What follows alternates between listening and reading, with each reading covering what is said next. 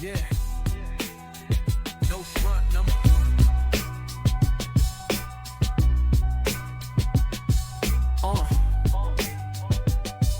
Yeah. Yeah. Unashamed, unafraid. I'm trying to walk the walk. Truth on the mic, no shame here, just real talk. Came from the outside, never fit in. Now we tell the story and the healing begins. No front, no mask, just telling the truth. Keep it real, keep it raw, speaking straight from the booth. If you feeling like an outsider, this one's for you.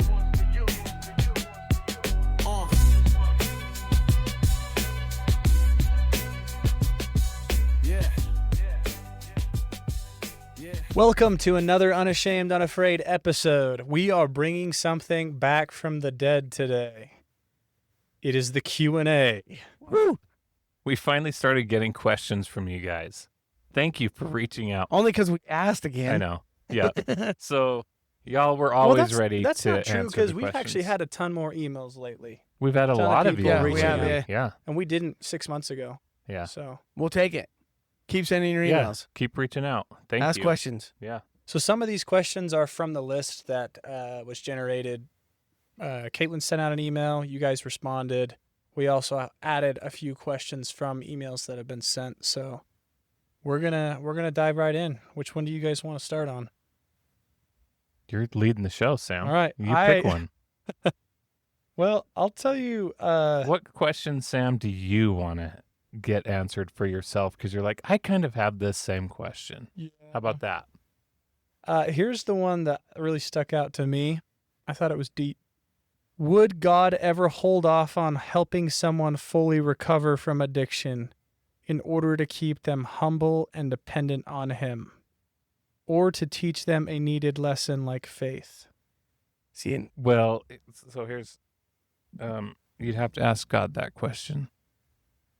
Simple answer. like I mean, Right. obviously, there's teaching moments. Like there's Yeah. there's teaching moments in everything that we do, right? Yeah.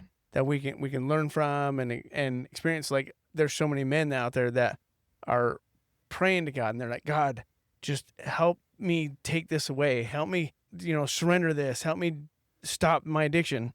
And then within an hour, there's temptation there. Mm-hmm. Here's your chance, homie. Turn to Him, right? That's your turn. That's your chance to turn to Him, and then 30 minutes later, when it's back, you turn to Him again, and then you keep turning to Him. And how do I know? Because that's exactly what was happening for me, over and over again. And temptation would come back, and I'm like, I thought I surrendered this, and I was feeling good, and then it's right back, and continuing to keep surrendering it over and over again. And I didn't feel like God was like withholding His love for me. I Or would help. turn from Him for Yeah. sure. And many times I would totally turn away from Him, because I just felt like just the shame that I'd feel or whatever, and didn't want Him to. I mean, He knew obviously what I was Yeah. doing, but I don't know. The question it's a tricky question because like that you could easily take a question like that and start to like make up the character of God.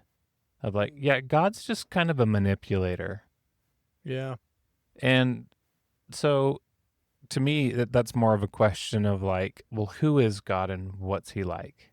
And so to me, it's like, He's not transactional. He's not playing games. He's not trying to manipulate us. Well, then if He's relational, what does relational mean?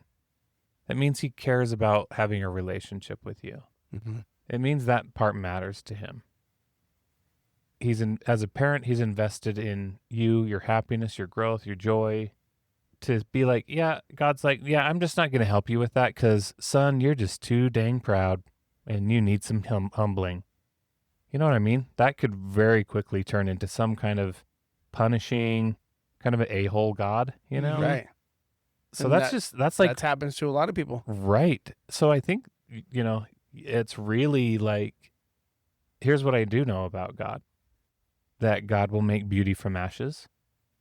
That God is good. And when I talk about beauty from ashes, like us looking at porn is the ashes.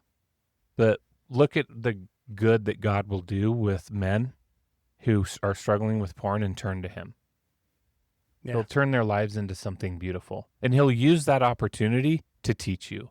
I think God's super opportunistic. He's like, you stepped in that mess, but guess what? Let me just show you how awesome I am and how much I love you. Because- Even though you keep stepping in the same pile of crap every day. Yeah. So again, it's a really tricky question because that's something where like we can try to put mortal and manly or earthly characteristics on a being who like sees the beginning from to the end. And we're like, I'm only seeing my pain right here, right now. So to me, that's like tread very gently and carefully with who you're making God out to be and step back into like, what's the true character and nature of God And before you go jumping in and answering that question. I love how you just, said, he's not a transactional God. And I think that question even kind of says, hey, maybe I think he is a transactional God. And that's what Yeah. I feel Maybe- right yeah, now is that's that this may be a transactional God. And so, I did that for years. Yeah. Something would go wrong in my life. So I'm like, oh, it's because I looked at porn. Right. Or it's because I started this affair, or it's because I did this or whatever. And so it was always God's like, punishing me. Yeah. God is totally punishing me. Right. And so the question, it begs the question of, as this person's praying, are they wanting a transactional God? God, I want you to take away this porn from me. And so if I jump through all the hoops, will you do that? That sounds like a transaction. It's the if-then statement. Right. And then it's a little tricky because then we'll read in the scriptures things like, if you love me, keep my commandments. And Yeah. so we're like, well, wait a minute, is God transactional? And so again, it's like, okay, we have to step back from this world essentially is transactional, and the way that a lot of us deal with ourselves, each other, like we kind of enter into this transactional mindset. And so it's like, I've got to start with some super big picture views of who God is.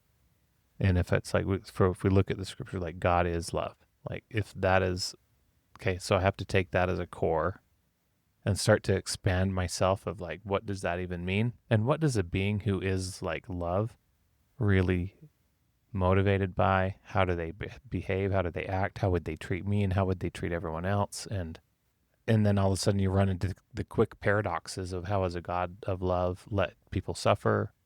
Now you have to deal with that paradox and figure that out.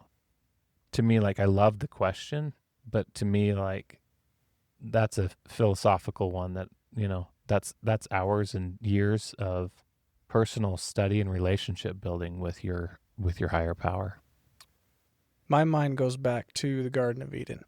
And if you kind of establish kind of like the underlying truth that God, Jesus Christ, is a relational being who wants to have a relationship with you, knowing that we would have to experience some level of sin and trial in order to suffer and know something of his suffering and overcome and become more like him in our lives.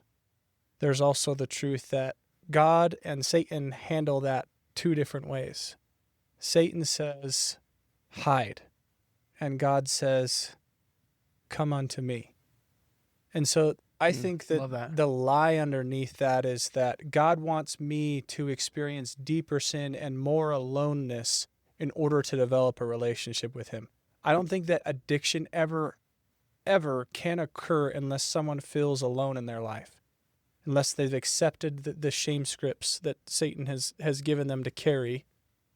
And that's just not God's way of doing it. Right. God never wants an addiction to happen. That does not accomplish his purpose of saving us and changing us through his grace. Yeah. And so that's my thought on it, is I think that question kind of opens up, like you were saying, James, I thought you said that really well. This is a question about the nature of God. And what we know about him from Jesus's life is that he is in relentless pursuit of our hearts, and he will never stop chasing us. So he's not interested in us being alone in that battle, Yeah. or for it to get harder or more difficult in ways that don't involve him. Mm. That's my thought. Yeah. I love what our boy Josh here said. He's like, just because God can teach us from a difficult situation doesn't mean he necessarily gave it to us. Right. Love that. That's a good way of kind of talking about that beauty from ashes principle, right? Well said. Love that. Awesome question. Are we Yeah. good on that one? Yeah. Next question. Can you make a real talk podcast about masturbation? Well, we've talked about that in previous podcasts. We're not going to make it its own episode, but we will answer that question right now. What do you guys think? I'm excited to have a conversation, particularly with Chris, about this, because I have pondered on this For a long for the time. last. When did we start talking about this, Chris? It was last time I came to Warrior Heart, which was in May. So it's been. So it's now October. Yeah, it's almost been 6 months. Why don't you share your thoughts and then we'll have a healthy debate on it. Totally. So I think it comes down between you and God, or you God and your spouse, and there can be a healthy way of masturbation that can occur. For me, for myself, it's not okay for me, but for others, sure, it can be a way for them to explore their sexuality and understand their sexuality. It can be a way for them to connect to that. God created us to be sexual beings. That's not all we are, but we are sexual beings, right? If you think of women, there is one part that the only thing its function is for pleasure. That's it, right? And so we're designed to be sexual beings. So if we're open about that and we're like, say we're married and we're openly talking about it and being like, hey, just want to let you know, I'm thinking about you. I'm going to masturbate, or I did, or whatever that looks like. Or you're traveling and you video call with each other and you guys are both agreeing upon it, and it's okay that you guys both feel comfortable with it. Sure. I think that is totally fine. That's up to you and your spouse. It's up to you, between you and God, on what you feel is okay for you. Can it be excessive? Sure. Just like anything else. If it's too much of one thing, too much of something, then maybe you need to dial it down and get it in check. So I have an opposing view on that, and it'll be fun to kind of go back and forth on this. What I think now, and I wasn't quite sure until I spent a lot of time talking to other people about this and praying about it and thinking about it. I don't think that just stripping the shame out of masturbation actually solves the problem itself. I think that deeper than that is, in my mind, is that people generally masturbate in order to cope. And I just don't think that that is a coping mechanism that connects you and is helpful in the long term. I think that if you start to rely on masturbation as a coping mechanism instead of relational coping mechanisms, then it's not going to have a positive impact in your life. And so I think you might say to that, Chris, well, does it have to be a coping mechanism? And that's probably where we just disagree, because I do think that masturbation, by definition, is a way that we cope with really strong feelings. It's tied into the identity and the deep, deep sexuality of our beings that, like you said, we were endowed by our Creator with those things. We are sexual beings. I think He intended it for relational purposes. And the emotions that are tied into the sexual piece of masturbation, I think that because those two things are so closely tied, I don't think that you can masturbate without attempting to cope. So that's my thoughts, roughly. And one thing I've noticed, and this is what's interesting to me, is you've said, hey, I think that masturbation is okay in a very specific context. That's what you said in the past. I've talked to Steve. He's got a similar opinion.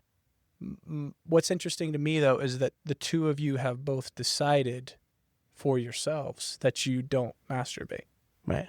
And so I see many, many people who say, yeah, like, let's strip the shame out of it and not make it a solo, like this experience where I'm hiding it from people and I'm disconnecting.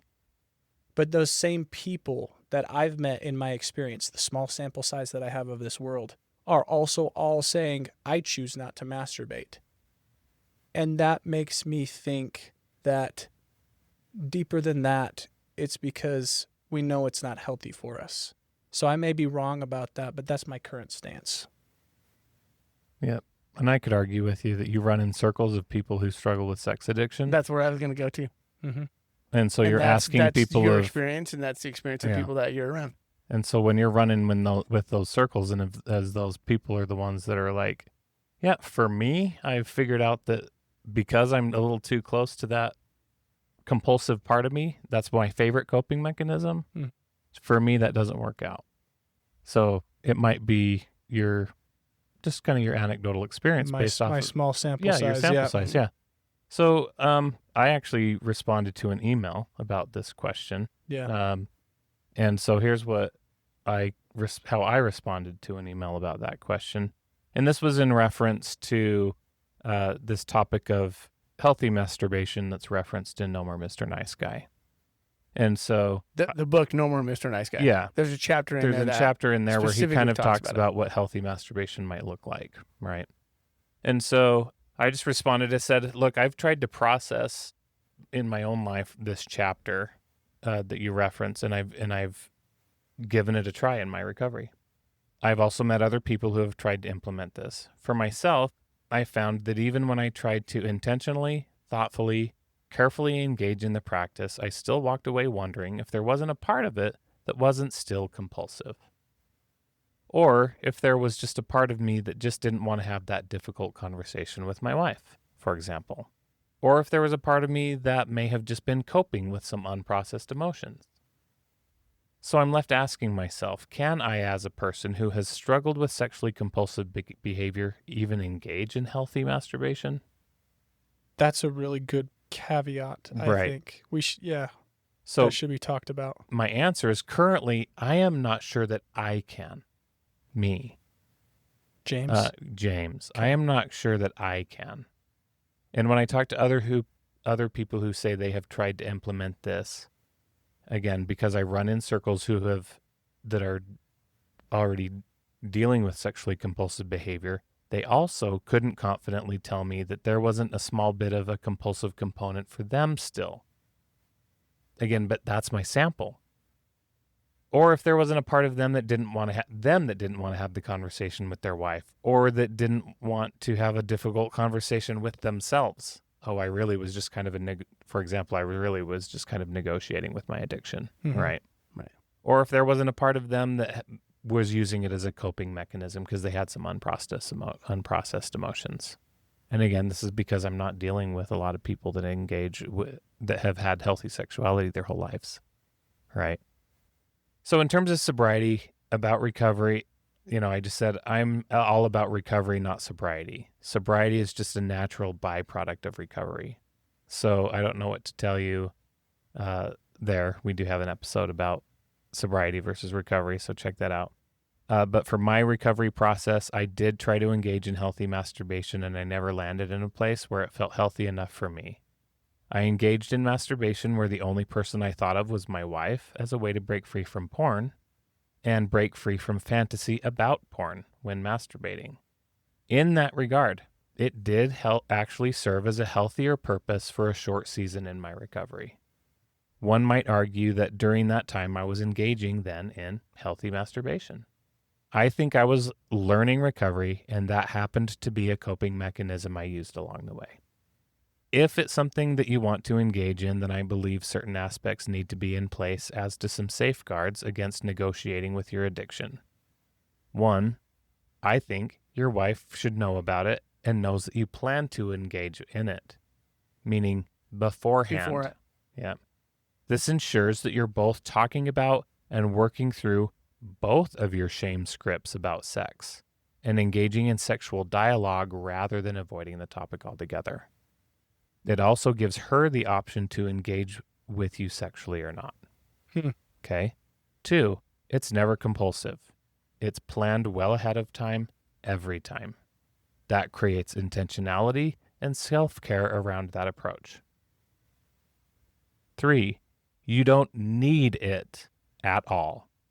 Meaning you don't need to climax. You're not just there seeking the high and release of orgasm. 4, no fantasy, because it's the fantasy part of that escape, that compulsivity, or the coping mechanism that usually is outside of our value system. So again, I haven't done a bunch of research outside of my own experience and the experience of those who run in these circles with me, So like, take that for what you will. Yeah, that's interesting. I think as someone experiencing addiction, I look at that list and I say, I don't know that I would ever want to masturbate if I had to adhere to those rules. And so I think that brings up the question. Well, the second piece of that is I liked how that response kind of like juxtaposed. I can't even say that word. It's too fancy. Juxtaposed the two different like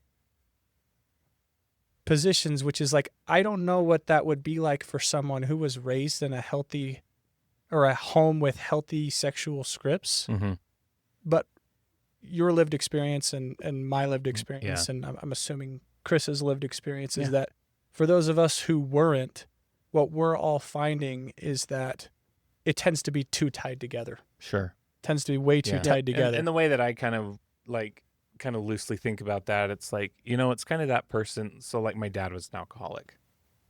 Like he just knew for a fact that like he couldn't be a social drinker someday. And that's kind of the way I was trying, like he couldn't healthily drink alcohol. Right. And there's a bunch of people on our planet that can healthily drink alcohol. Totally. They can have a glass of wine once a week and they're good. So if you want to liken that to this of like, yep, I could engage in masturbation once a month or once every 3 months and I'm fine. Because it's not tied to that, and it never was. Whereas I think and it's being managed. Yeah. Whereas for us, where it was already tied to a compulsive place, and I could probably get to a place where I could masturbate once every 3 months and make it all in my own negotiating with my addiction. I could sit and make that look good all day long from the outside, and I could explain it away all day long. But in the end, I'm going to be like, am I actually just trying to cope with some underlying emotions that I don't want to face? Am I really just avoiding having a hard conversation about our sexuality? Am I avoiding my own self and the conversations I need to have with myself about how honest I'm being about my sexual shame and stuff like that? And this one's, I think, also dangerous to blanket, because I think that there are people, for example, that probably, and I believe in like people that experience sexual abuse as children, that would not have an understanding of what healthy touch even felt like. And it literally the only safest way to experience healthy sexual touch might be with themselves. Because they're in control. Right. So I am very hesitant to really blanket statement any of this. So I am with you, Chris. It is a very individualized thing. And so to say that I think for most or everybody it's a coping mechanism, I disagree with you, Sam. Okay. Guys, send us an email. Tell us what you think. I actually would really like to know what people out there are thinking about this conversation. Love your thoughts, guys. Thank you. Yeah. And if you do exercise and practice in healthy masturbation, what does that look like for you? Like, are you planning it out? Are you open with your spouse, or are you open like maybe you're single, and what does that look like for you? Just some detail. We don't need details. But we don't need pictures. Yeah, please don't. Oh man. See, this is why we love these anonymous questions. They're so fun. Yeah. They're awesome. They take us to some deeper levels that are just awesome. Okay, our next question. What's the first question? The very first question on the list. The very first question on our list is, how can I live my sexuality when there are some days I just want to have sex? I think he or she meant, how can I love my sexuality? Yeah, I think. How can I love my sexuality when there are some days I just want to have sex? My body just asks for it. But I don't want to masturbate since my church does not have a public statement about it, and every person has a different opinion about it. Sure. Well, again, like I think the church doesn't have a public statement about it because, our church, LDS is like, they're like, take it to God. To Chris's point, I think they are purposely quiet on it because managing people's sexuality is like super tricky and sacred ground, and it's very individual for people. And again, if we're looking to be connected, truly connected to ourselves, to God, to our partner, like to me, it's like, no, that's the deeper work you need to do with your own self, of being connected to your mind, body, spirit, God, right? And some choosing around that. And how can you engage in your sexuality really with integrity? Because sure, there's days I just want to have sex. Sure. Yeah. Sure. I'm a sexual being, and Right. I want to have sex Yeah. with my wife. Totally. Yeah. And sometimes that doesn't And line I up with the manage day that. that she wants to. Yeah. And so then now it's a matter of like, hey, this is on my radar. Can you get there in the next 48 hours? Because, it's on my radar. Yep. But it's like just having that dialogue. And then to your point, can I ride the wave of desire for a minute? And like knowing that I'm not going to die, but I'm just going to ride the wave of that. It'll subside. And, we can engage in that at a later time. Now, if you're single, do you want to ride the wave of that? Let's say we go back to healthy masturbation. If this hasn't been a compulsive behavior for you in the past, you want to ride the wave of that and then make an intentional choice around it down the road between you and God and whatever that feels like it's within your integrity. Again, that's a choice that, and I get it's not simple.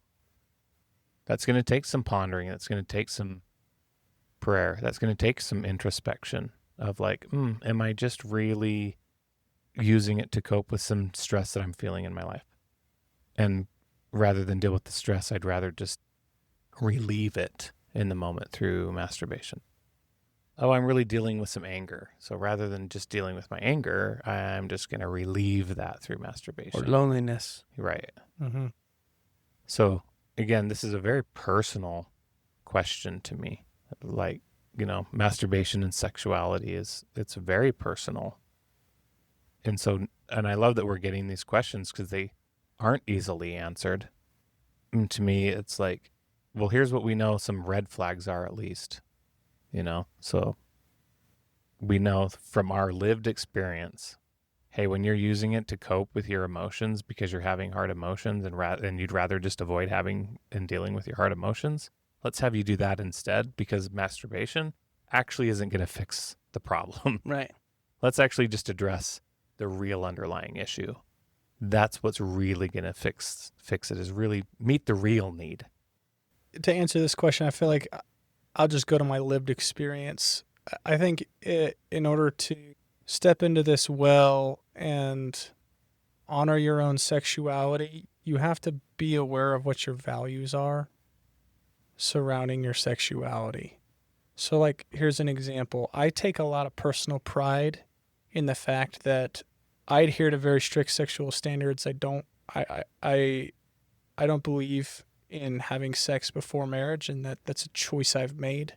It's very personal and in between me and God, and it's aligned with my church as well, which has kind of been the pivotal value system in my life that I've navigated around. And I feel an incredible amount of satisfaction in that realm, in being able to live in my sexuality. Like I really have felt, especially the last year as I've been getting my sexual behavior more and more under control, like I felt good. I felt really, really proud of myself that I'm living within my value system. And so I think like kind of a pivotal part of this is understanding and getting deeper into kind of the clarity of, what do I actually believe about this?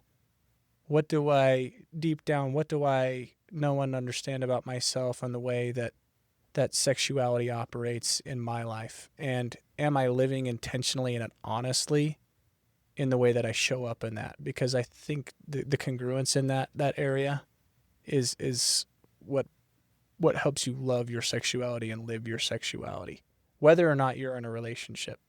So that was a lot of big words, but kind of the best way I could describe it. Love it, man. Yeah. Okay. We are going to go to the next question. I got it right here. Josh is asking for a friend. So, I have a friend. I've got a friend. I've got a friend. We There's got the southern Chris. part of me He's coming asking out. for a friend. This is welcome, Chris from the South. Well, I've been asked for most of my life, are you from the South? And I'm like, nope.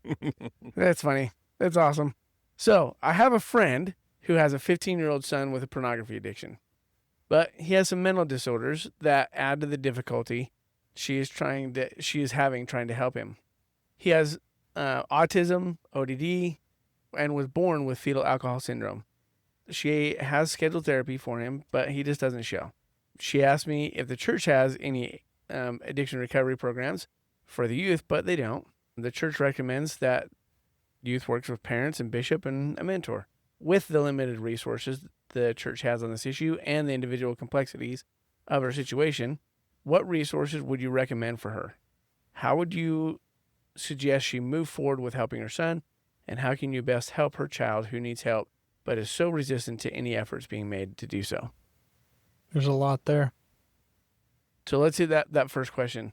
So resources, Sam. I know you said you have some resources. Or what resources would you recommend for her? Yeah, so I've worked, while I was getting experience in my undergrad, I worked with people who experience high-functioning autism for like 3 or 4 years, and I know a lot about it. Some of the things that have been really interesting to me to learn is that this is, because of the neurowiring of someone who has autism, they will experience the world much different than most people, and their processing funnel, I guess we'd call that, is shaped a little bit differently. Like, they can get as much input as you or I can any given day. It can go into their brain, but there's kind of this little funnel where it catches because they can't process the same amount of input as they can output. That funnel is shaped differently, and so it creates what's called a processing deficit. And as soon as that funnel gets full with sensory stimulus or other things that are agitating, that would be maybe more slowly or less agitating than, or emotionally difficult, probably use that, more emotionally difficult, less emotionally difficult to you and I, it will happen more quickly. And what happens for someone who has autism in that moment is parts of their brain actually shut off, like the mirror neurons in the brain that help us interact with people and socialize and mirror what other people are doing in social situations. Those are one of the parts of the brain that turn off. So you can't go to someone who has autism and just try to coach them on social things. You have to understand there's actually some neurowiring because of their neurodiversity that is causing their brain to function that way. So the way that kind of ties into sexual addiction is that a lot of the coping and like the addictive piece in that area may be related to this issue of processing emotion. And someone who is experiencing autism might say, like, I'm trying to find, or they might, I guess they're trying to find a way to cope where they're getting shut down more quickly and they're going into defense mode and just kind of turning inward. And so that is a long explanation. Here's my recommendation. You should probably find someone who has more experience in understanding the nature of autism, because the way that your brain works is going to really shape how your addiction forms. The other piece that I would say is if someone is shut down and unwilling to start looking into recovery, there's only so much influence that you can have over that person until they're ready to start making choices to get better. What do you guys think? Well said, man. Thanks, Sam. You're welcome. If there's more on that we want to talk about, we can. I trust your experience in that. I have very little experience with that. Yep. Okay. So if you have autism and you're experiencing addiction, that might be helpful to go find a little bit more information about processing deficits and how you can get help with that, because that's very tied into what you're experiencing. I think we have more question, and this is a good one. I have a girlfriend and I'm worried that I have to break up with her in order to truly fight this addiction for the right reasons, rather than just for her. I love her so much and I don't want to end things but I'm at a big fork in the road and I don't know what to do. I need some time to think on that one. Well, What do you guys think? You don't have to break up with a girl to overcome pornography. The end. So I think it's important to understand why, though, because I think I agree with you, and that's the first thing that came to my mind. But why? Because I've heard that thrown around there sometimes, like, oh, I don't, maybe it's better to recover on your own or whatever. So look at that. Like, were you looking at the porn before she even came around? This has nothing to do with her. This has everything to do with unmanaged emotions and being able to get in a place where you can learn new healthy coping mechanisms that help you in your life. New ways of dealing with stress and anxiety that are not using unhealthy mechanisms like porn, masturbation, and sex. Yeah, I mean, you listen to the stories on here. Like a lot of the guys struggled with pornography prior to getting married, right? I did. Like almost, right. I think 99% of the guests that we've had, I think we've had Sure. like one or two that were a couple that like picked that. it up after. Yep. But like, it doesn't change whether or not you can recover, whether you're single or not. If that was the magic bullet, everyone would be like, I figured out the magic bullet. If you don't get married first or you don't have a girlfriend. But no, like, we are relational beings. We're like, if anything, a girlfriend or like getting married or whatever, all that's going to do is essentially force your hand at like, nope, it's time to actually stop isolating. It's time to start not using unhealthy coping mechanisms. It's time for you to get honest.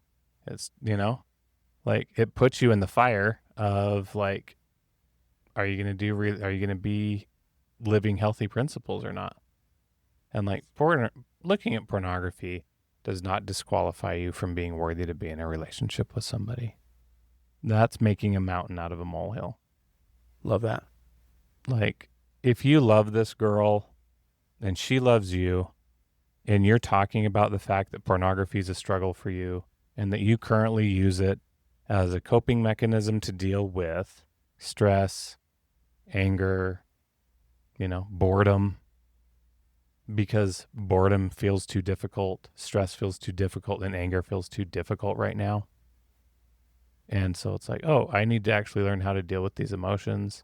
Then actually being in a relationship with you is actually going to up my level of stress, up my level of anger, up my level of, boredom. I don't know. Just probably not, but maybe. So what? You still have the same issues you got to cope with anyway.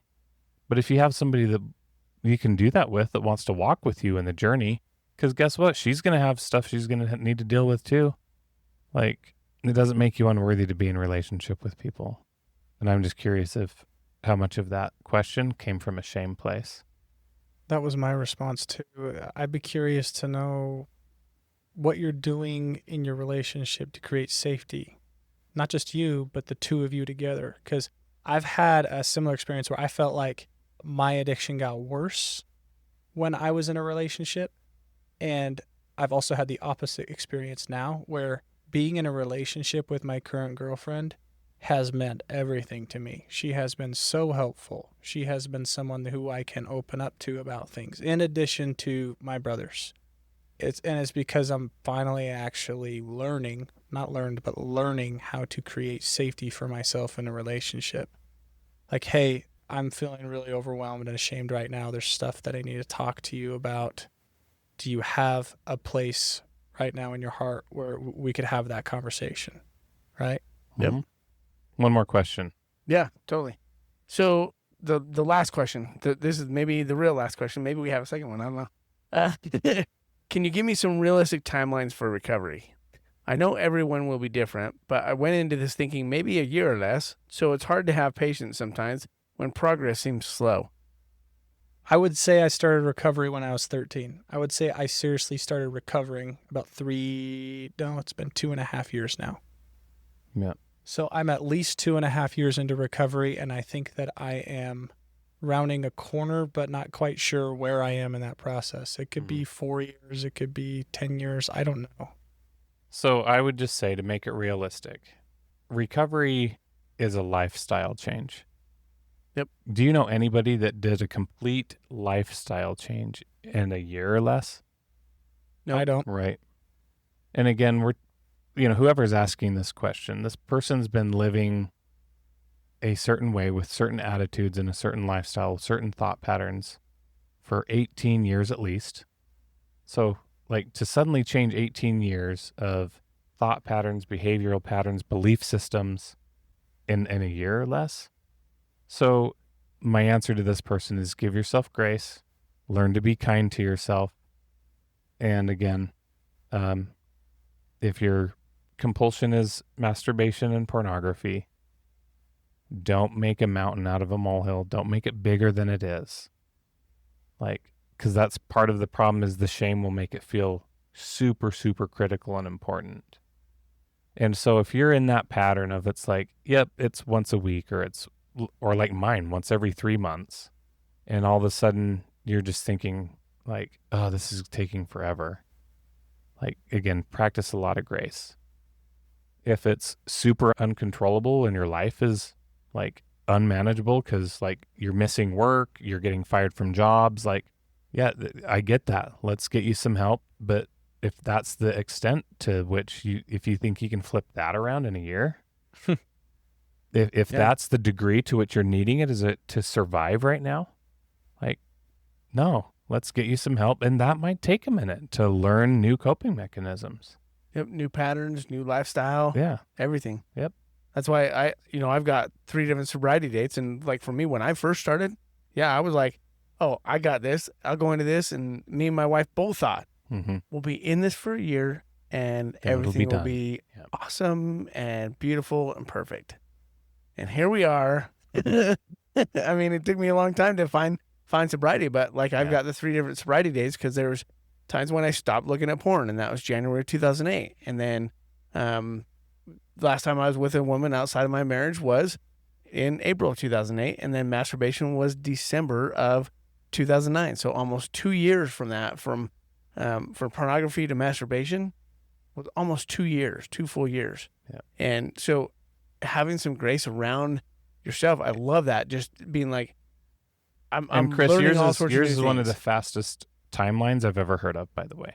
Yeah. So just FYI for context, in my lived experience and of like literally talking to, at this point now, probably over 1,000 men, probably more personally. Right.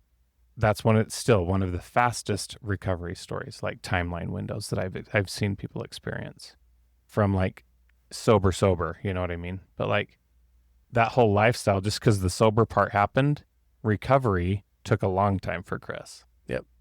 To actually live a recovery lifestyle and do a bunch of other things to still implement that, which is acknowledging that like just the porn and the women and the masturbation wasn't the whole extent of the problem. Totally. Yeah, that's interesting to me. I also kind of like the piece there of sobriety dates. Are we talking about, I'm wondering if this person is clear on their definition of sobriety and recovery, because a lot of times I could see myself, even sometimes now, but especially early in recovery, being like, how long is it going to take me before I can stop looking at porn? And if you actually look at the recovery journey of Chris versus the sobriety journey of Chris, the recovery journey has lasted well beyond the sobriety journey. Because it's my lifestyle and the way I live. Yeah. Yeah, so that's what comes to mind for me. My kind of lived experience in that realm is that, like early on, I did not realize that a lot of these things were like built in as like survival mechanisms for me. And I had to start dealing with some trauma and some really, really poor emotional coping before I could get to a place where there was enough space between the stimulus and the reaction that I had some freedom to choose in between there. Not that you ever completely lose your freedom, but it's taken me a couple years now to get to the point. I remember I said, like, for the first time, like 4 months ago, like, I feel like I have a choice. It was crazy. I genuinely felt like, oh my gosh, I have a choice now. And that took a couple years. And I'm not there yet. I relapsed a week and a half ago. So, but for me to say like a year ago that, like, I felt like I pretty easily went 10 days without porn, or I mean, I made it like a month not too long ago. Like, that would have been crazy. And it's because of the recovery that's underneath that. So those two processes are working in tandem, and they're all part of one bigger process that happens. I mean, it sounds like it's always generally years to change a lifestyle. Yep. Love it, man. Okay. Guys, thank you so much for joining us for this Q&A. Haven't done that in a while. Never since I've been hosting, so that was fun for me. If you have more questions and you're curious about different aspects of recovery that you're not getting answers to, go ahead, shoot us an email, Sam, Chris, James at unashamedunafraid.com. Thank you for listening. If this was helpful, share it with someone you know who could use it. Remember to subscribe to our YouTube channel.